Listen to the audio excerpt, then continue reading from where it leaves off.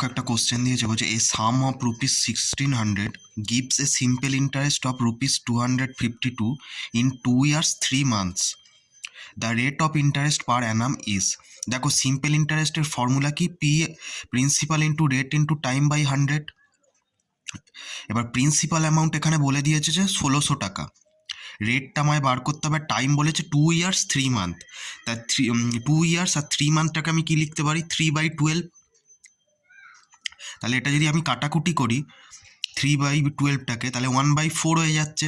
তার মানে 9/4 বছর হয়ে যাচ্ছে। দেখো ভালো করে যদি লক্ষ্য করো, 9/4 ইয়ার্স হয়ে যাচ্ছে টাইমটা।